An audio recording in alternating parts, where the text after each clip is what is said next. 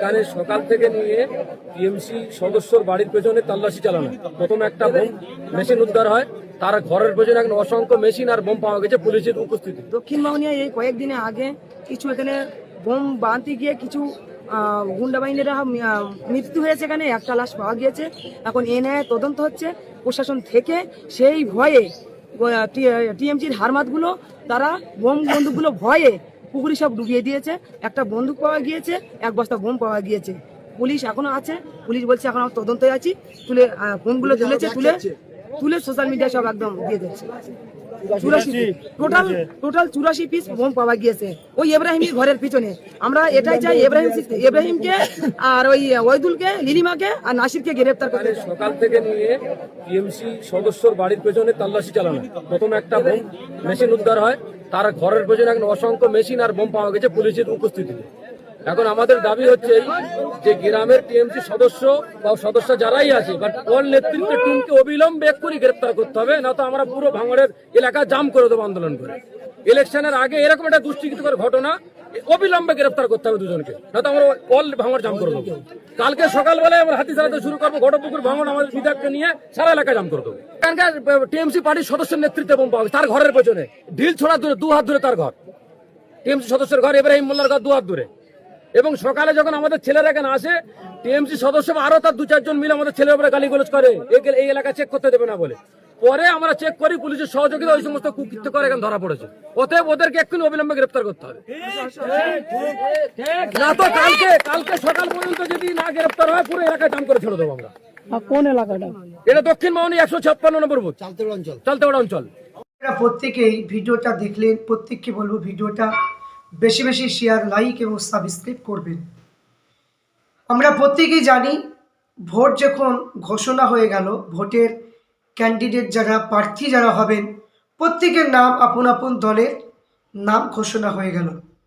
তা আমরা কোনো জায়গায় দেখতে পেলাম না কোনো একটা বিজেপি কোনো নেতা বা বিজেপির যারা কর্মী, যারা বিজেপি করে, যারা হিন্দু সম্প্রদায়ের মানুষ, তাদের মধ্যে কোনো কিছু ঝগড়াঝাটি বলুন বা কোনো কি মারামারি বলুন, কি বম ফেলা বলুন, কোনো কিছু তাদের মধ্যে নেই। কেন?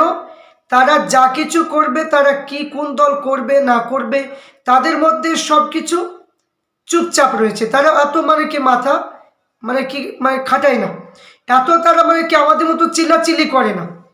কিন্তু যেই না ভাঙড়ের জমিনে পিজ্জা নওশাদ সিদ্দিকী ভাইজান তিনি দাঁড়াচ্ছেন, ওদিকে জাহান্নামের কুকুর যাকে বলেছিল আব্বাস সিদ্দিকী ভাইজান, সেই শওকত মোল্লা সেও দাঁড়িয়েছে। তো যেই না শওকত মোল্লা দাঁড়িয়েছে, সঙ্গে সঙ্গে দুজন মুসলমান অটোমেটিক সেখানে মৃত্যুবরণ করলেন, বোমবাদ দিকে মৃত্যুবরণ করলেন। তারপরে আবার পুনরায় দেখতে পেলাম, আপনার ভিডিওতেও দেখতে পেলেন যে এত পরিমাণ মাল আপনার ফেলেছে, যে বোমের যে গুলো দেখতে পাওয়া যাচ্ছে যে পুকুরের মধ্যে ফেলা, এতভাবে ফেলেছে এরা। তো চিন্তা করুন যে এরা যা করে হোক মারধর করে হোক, মানুষকে মেরে হোক, এরা কিন্তু সিংহাসন কিন্তু নিতে চায়, সিংহাসন নেবে, এরা গদিতে বসবে মানুষকে হত্যা করে।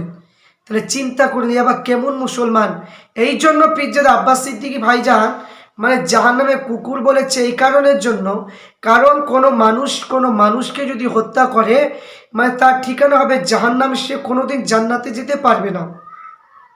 তাই দুনিয়ার স্বার্থের জন্য যারা এই কাজগুলো করে বেড়াচ্ছে, দুনিয়ার স্বার্থের জন্য এই কাজগুলো যারা করছে বা যা দাঁড়াতে হচ্ছে বা যেই করুক না কেন, এই কাজগুলো একদমই অন্যায় করাটা উচিত নয়। কারণ এখানে মানুষ যাকে আশীর্বাদ করবে, যাকে ভালোবাসবে, তাকেই ভোট দিবে, সেই জিতবে। কিন্তু সারা জীবন একজনই জিতবে, একজনই সারা জীবন নেতা হবে, এটা তো কখনো হয় না, এটা কোনোদিনই হয় না। তো এই জন্য জোরজার করে জিতে, মানুষ মেরে জোরজার করে জিতার চেষ্টা করছে। কিন্তু এখন আইএসএফের যে সমস্ত কর্মীরা যারা রয়েছে, তারা সবসময় প্রত্যেক জায়গাতেই তারা জয়ী হচ্ছেন, প্রত্যেকটা জায়গাতেই তাদের ব্যবহার কোনো সময় তাদেরকে হারাতে পারছে না, কোনো সময় না। কারণ এখানে আমরা দেখছি মানে কি অনেক সংবাদ খবরের মাধ্যমে আমরা দেখেছি যে ক্যানিংয়ে যখন ভোট হয়েছিল, ক্যানিংয়ে কিন্তু আইএসএফ জিতেছিল, জোর করে তারা সেখানে মানে কি জিতেছে বলে তারা ঘোষণা করে দিয়েছিল। জঙ্গিপাড়াতে পঞ্চায়েতের ভোটে আইএসএফ জিতেছিল, তার জোর করে সার্টিফিকেট দেয়নি, কেস করা হয়েছিল, পুনরায় দেখা যাচ্ছে যে আইএসএফই জিতেছে। তো এইরকম করে মিথ্যা করে যদি জিতে বা মিথ্যা করে যদি ভোট সব কিছু শান্তশিষ্টভাবে হলো, কিন্তু বাক্স যদি পরিবর্তন করে নেয়, তাহলে এইভাবে মানে কি জোর করে ভোটে জিতে ওই ভোটের সম্মান কখনো থাকে না। এই জন্য করতে হবে কি যে সবাই স্বাধীনভাবে প্রচার করবে, স্বাধীনভাবে পোস্টার মারবে, দেওয়াল লিখবে, মানে আপন আপন সবাই প্রত্যেকটা দলে মিটিং করবে, যার যেরকম অবদান। এবার মানুষ বিচার করবে, সাধারণ মানুষ বিচার করবে যে কাকে ভোট দিলে সুবিধা হবে, কাকে মানে পার্লামেন্টে পাঠালে মানুষের উপকার হবে, সেটা জনগণ ঠিক করবে। কিন্তু আমি যদি সেই জনগণকে না নিয়ে যদি মারপিট করে যদি ভোট করে নিই, সে ভোট করার চাইতে না করাটাই ভালো। তাই এখানে যে জিনিসগুলো আমরা দেখতে পাচ্ছি, ভাঙড়ে অশান্তি হচ্ছে, এইগুলো আমরা তীব্র নিন্দা জানাচ্ছি, তীব্র নিন্দা। এগুলো আমরা একদমই চাই না, আমরা এইগুলো একদমই মানে ঘৃণা করি। কারণ আমরা চাই যে মুসলমান ভোট আসবে, ভোট যাবে, কিন্তু একটা মানুষের যখন জান চলে যায়, কোনো নেতা তার বাপেরও ক্ষমতা নাই যে সেই নেতা যে ওই মানুষটার জানটা ফিরিয়ে দিতে, তাহলে আমি তার জন্য কেন মরতে যাব? তো এখানে আমাদেরকে এইগুলো চিন্তা করতে হবে, এইগুলো আমাদেরকে ভাবতে হবে। যে এইগুলো আমরা ভাবি না বলে অনেকের মানে কি যে বিবিগুলো বিধবা হচ্ছে, বাচ্চাগুলো সন্তান হারা হচ্ছে এই কারণের জন্য। তা আমি প্রত্যেককে বলবো মানে কি দুদিনকার দুনিয়ার জন্য এই যে কাজগুলো আপনারা করছেন, এইগুলো যারা করছেন মানে প্রত্যেককে অনুরোধ করব আপনারা শান্তশিষ্টভাবে থাকুন এবং শিক্ষা নেন।